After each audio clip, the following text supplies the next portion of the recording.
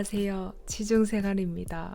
저 진짜 오랜만에 한국에서 촬영하는 것 같은데요. 반갑습니다, 여러분. 전 얼마 전에 좀 7년간의 회사 생활을 그만두고 퇴사를 하고 치앙마이라는 태국의 한 도시로 가서 한 7주간의 긴 휴식을 가졌습니다.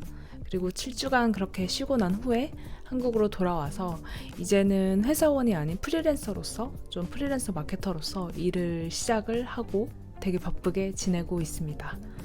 프리랜서는 바쁜 게 좋은 거겠죠? 제가 워낙에 좀 워커홀릭 성향도 있었고 어떤 거를 뭔가 열심히 하는 것 대비 쉬는 거는 좀 잘 못하는 편이었는데 이번에 처음으로 좀 제 인생에서 좀 진정한 휴식을 가져보게 된 것 같아요. 7주간 치앙마이라는 되게 여유롭고 조용하면서도 평화롭고 그리고 사람들이 친절한 그 도시에 있으면서 어떤 제 가치관이나 제 삶의 방향, 제가 어떤 걸 원하는지에 대해 고민을 많이 하게 됐고 그 휴식을 통해 좀 얻은 깨달음이나 저의 생각의 변화들은 한국에 와서 제가 이렇게 바쁘게 지내고 있는 일상 속에서도 되게 건강하고 단단한 자양분이 되어주고 있습니다.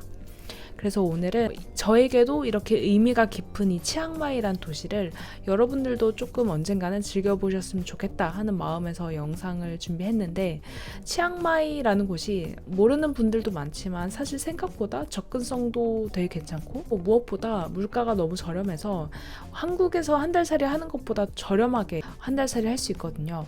그래서 오늘은 여러분들 가장 궁금해하시는 한 달 살이 비용부터 한 달 살기를 할 때 필요한 것들, 뭐 숙소는 어떻게 예약을 해야 되고 환전은 얼마? 어떻게 해야 되고 핸드폰 이런 것들 어떻게 준비해야 되는지 정말 딱 필요한 것들, 핵심적인 것들만 영상으로 다뤄보려고 합니다.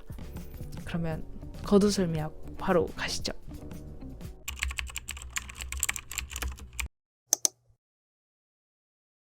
우선 제가 한 달 살이로 치앙마이를 선택한 이유는 원래 제주도랑 저희 국내를 보다가 생각보다 비용이 좀 높아서 조금 저렴한 베트남이나 태국 같은 동남아를 찾아보게 됐고, 그러다가 치앙마이가 좀 한 달 살이 성지, 계속 여행하는 사람들, 여행객들의 성지라는 걸 알게 돼서 선택을 하게 됐는데, 물가 측면에서 아니면은 그 치앙마이란 도시의 어떤 시설, 분위기, 뭐 음식, 여러 가지 측면에서 후회는 없는 것 같습니다. 해외에서 한 달 살이를 할 거면 적어도 한 달 살기를 위한 환경이 잘 조성이 되어 있어야 되는데, 치앙마이 같은 경우는 워낙에 좀 디지털 노마드들도 많이 오고 그리고 한 달 살기를 위한 여러 숙소나 환경이 잘 갖춰져 있어서 무엇보다 치앙마이 물가가 되게 저렴한데요. 저 얼마 전에 방콕도 다녀왔었는데 방콕 같은 경우는 이미 너무 관광지로 변화해가지고 어딜 가나 좀 관광객 프리미엄이 많이 붙었던 것 같거든요. 방콕 여행을 했을 때는 같은 태국이지만 크게 저렴하다를 느끼지 못했었는데, 일단 치앙마이에서는 기본적으로 물가가 너무 저렴하고 뭐 호객행위도 많지가 않아서 되게 기분 좋게 그리고 가성비 좋게 여행을 할 수 있습니다. 첫 한 달은 치앙마이 살면서 좀 이곳저곳을 돌아다니면서 좀 관광도 하고, 중간에는 친구들이 놀러 와서 친구들이랑 같이 좀 액티비티도 많이 했었습니다. 그 다음에 3주는 어느 정도 이제 치앙마이 삶이 좀 익숙해져서 좀 거의 현지인처럼 조금 평범하게 지내면서 생활비를 그 전보단 조금 아꼈던 것 같아요. 그리고 이러한 생활비들을 매일매일 기록하면서 얼마 정도 쓰는지를 카테고리로 나눠서 분류했습니다. 총 7주간에 있었던 기간 동안 첫 한 달 비용을 정산을 해볼게요.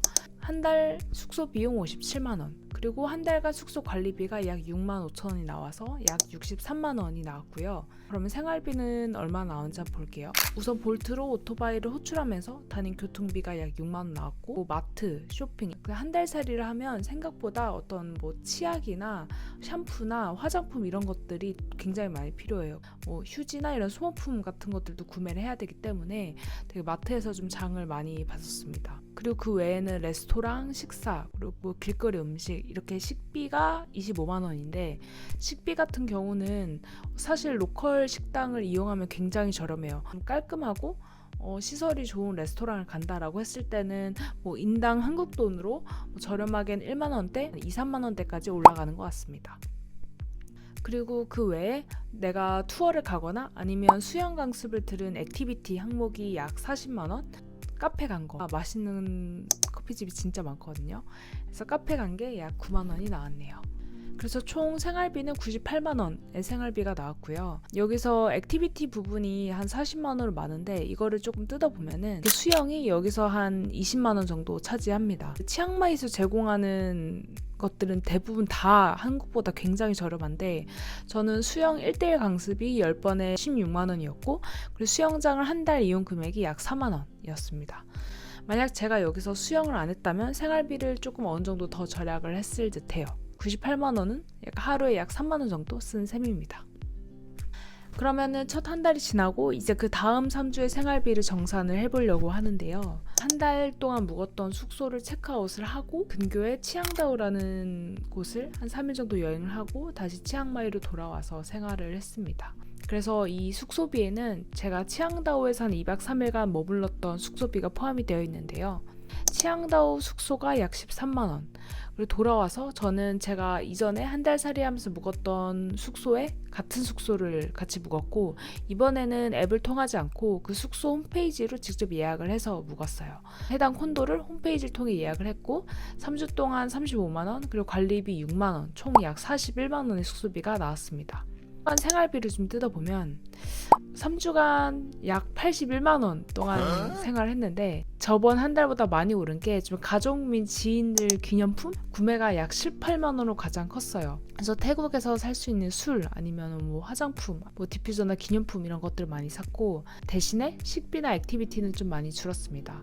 오히려 마지막에는 기념품이나 쇼핑을 많이 해서 경비가 좀 많이 올라갔는데 일평균 약 3만 원 후반을 사용한 셈이네요. 이 생활비는 사실 어떻게 여행을 하느냐에 따라서 금액이 되게 많이 다르게 나올 텐데 태국 치앙마이에서 뭐 길거리 노점에서 파는 어떤 팟타이 아니면 뭐 태국식 국수 아니면 카오소이 이런 것들 먹는다라고 했을 때 보통 인당 1,500원에서 2,000원 정도 생각을 하시면 되시고 그래서 로컬 식당을 이용할 경우에는 한 끼 식사비가 한 3,000원 이내로 나오는 것 같고요.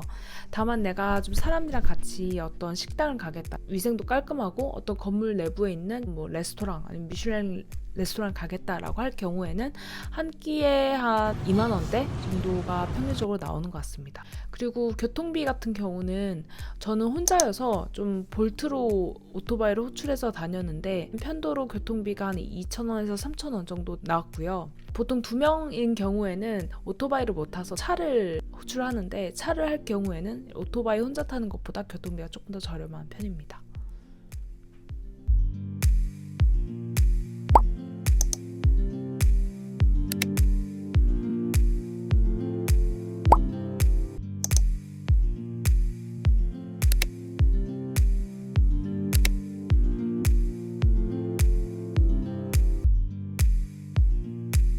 와우!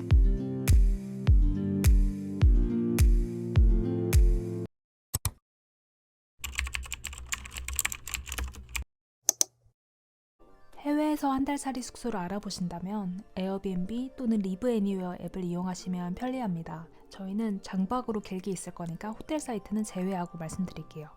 우선 치앙마이는 콘도가 굉장히 많은데 치앙마이 시내나 유명한 관광지에도 콘도가 많아서 장박으로 있으신 분들은 호스텔이나 호텔 대신 콘도를 이용하시면 저렴한데요. 좀 개인이 공간을 빌려주는 에어비앤비보다는 리브 애니웨어 앱으로 숙소를 예약하면 숙소를 찾기도 가격도 저렴합니다. 1인 기준 한 달 30만 원대부터 80만 원대까지 그 이상도 고를 수가 있는데요. 어떻게 저는 숙소를 골랐는지 바로 보여드릴게요.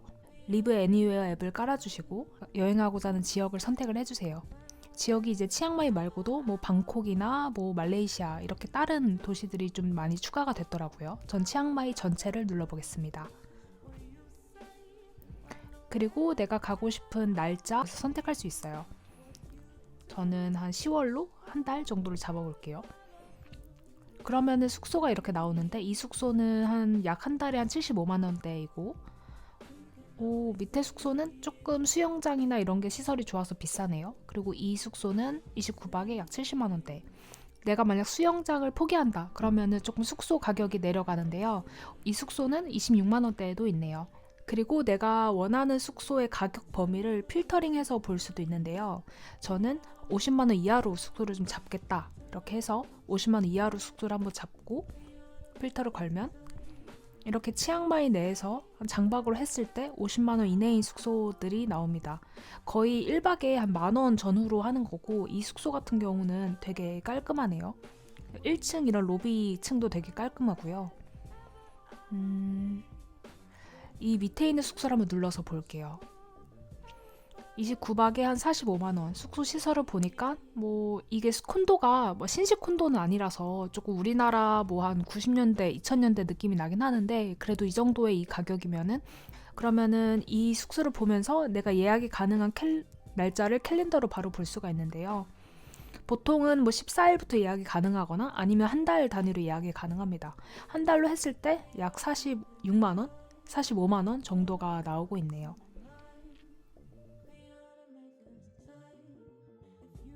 내 인원수를 선택을 해줍니다. 그러면은 보증금이 지금 약 40만 원 있어서 총 금액이 한 85만 원 정도가 되네요. 이 보증금은 예약이 끝나면 돌려줍니다. 그래서 이게 제가 예약한 내역인데요. 예약을 하면은 계약서를 작성해요. 그래서 내가 이 숙소에 물건들을 파기하지 않겠다 이런 내용, 이 예약을 보증하는 내용의 계약을 작성하고 숙소 위치, 요금, 그리고 환불 규정 이런 것들이 남는 편입니다. 그래서 내가 한 달 살이를 떠나고 싶은 분들은 좀 리브 애니웨어로 숙소 가격을 좀 한번 보면서 한 달 살이면 어떨까 미리 상상하시는 것도 좋을 것 같아요.